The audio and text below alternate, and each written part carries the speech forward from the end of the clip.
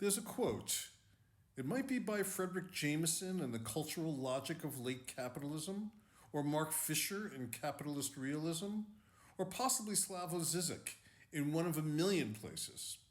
They have all said a version of this, and that is, it's easier to imagine the end of the world than the end of capitalism.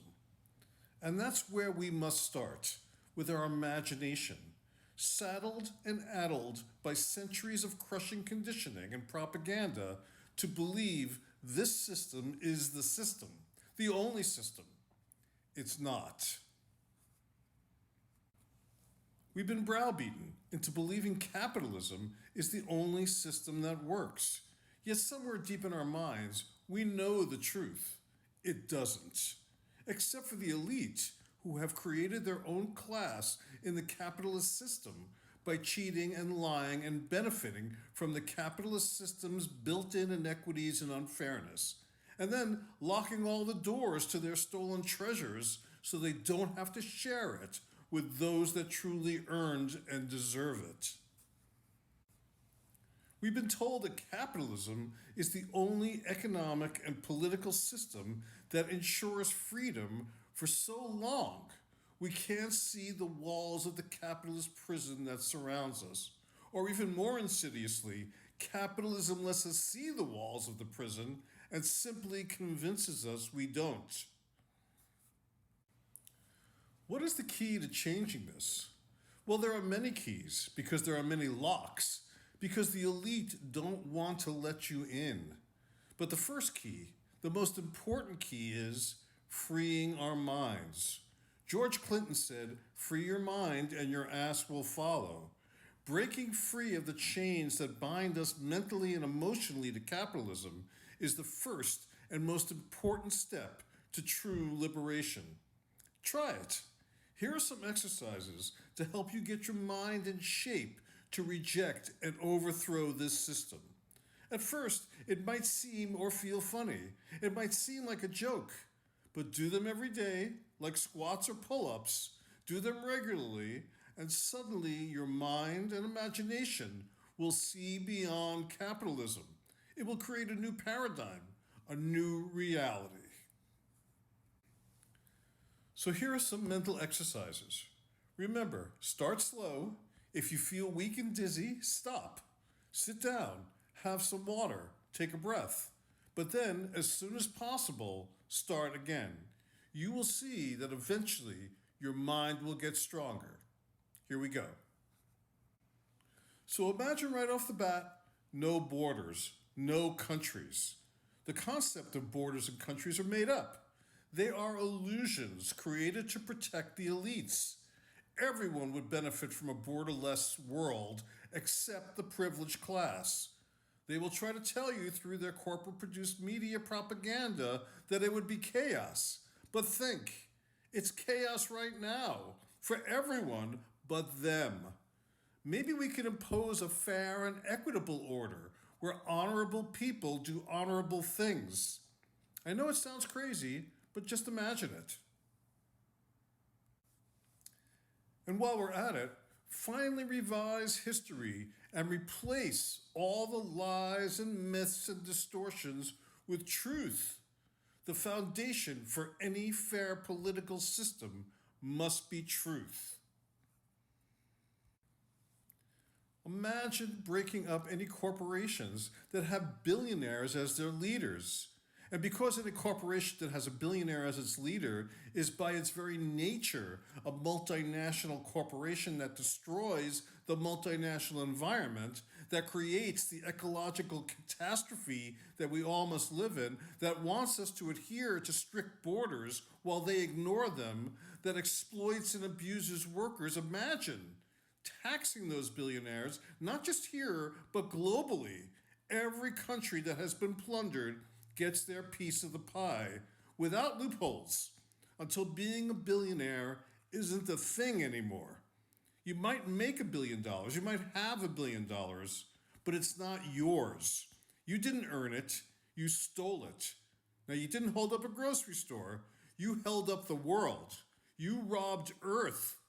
But now your victims, the people of the earth, are taking away the majority of it, and the people will decide what to do with it. And believe me, if we tax the billionaires, we could use that revenue to fix the entire world. Imagine it.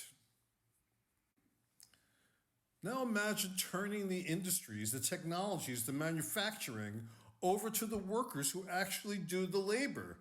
The workers are smarter than Trump and Musk. They just didn't have the same unfair advantages.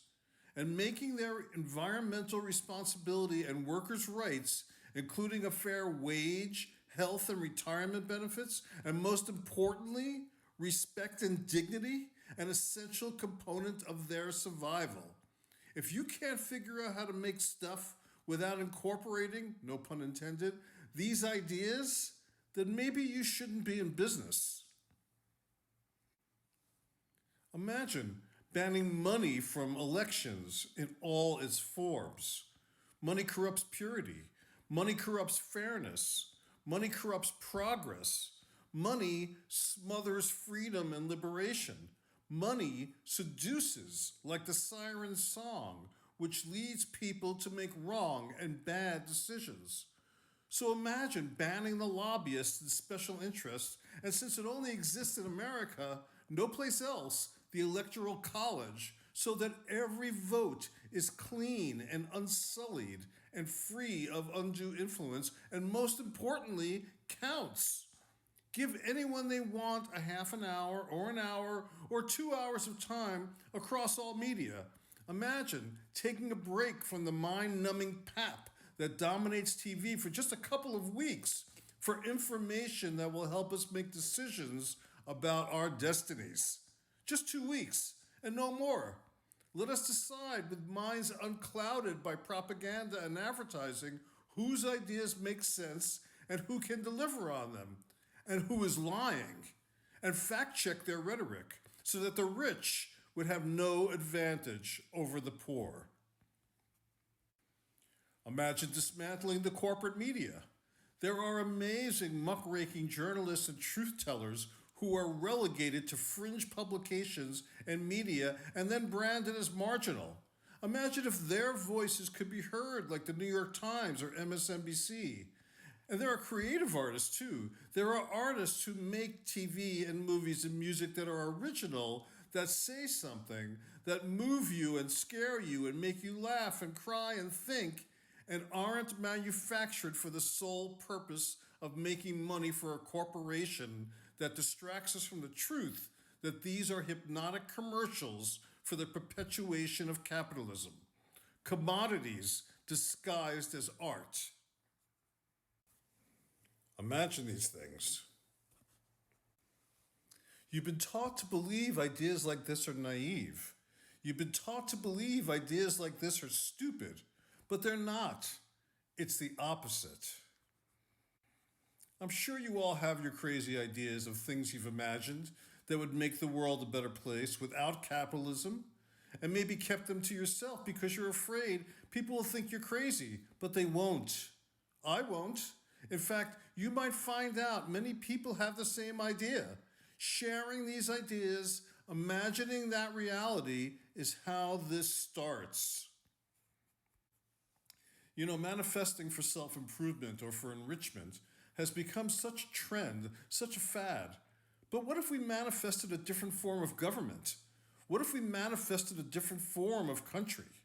What if those very words, country and government, became irrelevant, replaced by better and new words that speak to our collectively manifested reality today? So let's manifest a reality where the Democrats and Republicans, like the Tories and Whigs, could be tossed into the dustbins of history just as easily. Imagine that. America is proud of its revolution. We celebrate it. We threw off the shackles of our violent colonial overlords and declared our freedom, even as we admittedly ignore the genocide of our indigenous peoples and savage practice of racial slavery and the wholesale destruction of our pristine environment. But what if we had a better revolution? Imagine a better revolution, A revolution where no one is left behind except the craven and the greedy elite that lord over us now. Is the only reason that it hasn't happened a lack of imagination? And in its wake, a new system that we control and represents us, a classless society where everyone is truly equal. Close your eyes and imagine that world. If we all close our eyes and concentrate and focus and imagine that world really intensely, who knows what might happen? Some might ask, how is any of this imagination possible without the reality of violence? And that's a good question. Let's talk about the consequences of violence. I watched an interview with the scholar Norman Finkelstein, former Princeton professor, author of The Holocaust Industry, and a staunch Jewish defender of Palestinian rights against the apartheid Israeli government. He was asked about violence and its role in change, and he said he was against it except in the most dire circumstances. He said, I made it, I lived, and I'm glad I lived. And I can relate to that. With all the pressures on us, living a normal lifespan is a very lucky, very fortunate thing. It's an accomplishment. He talked about the price of violence. He said generally, bad people are into violence. And maybe generally that's true. And good people who are drawn to violence change. So there is a consequence of violence. Not just unliving somebody, which should have enough significance in and of itself, but in your soul, consciousness, conscience, cellular structure, whatever you want to call it, because we know there are those who resort to violence when all else has failed, a last resort. But there are those for whom violence is a first resort, those who enjoy inflicting pain and suffering and death on others, like Trump. And for every Hitler who kills himself in a bunker, there are dozens of Stalins and Maos and Trumps who live long lives.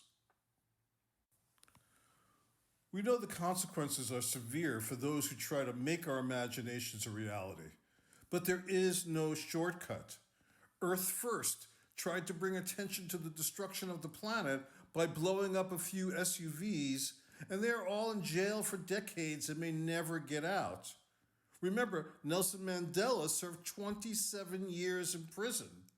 Our jails today in the supposed land of the free, the land of free speech, are filled with nameless political prisoners who spoke out, threatened the status quo, and are forgotten.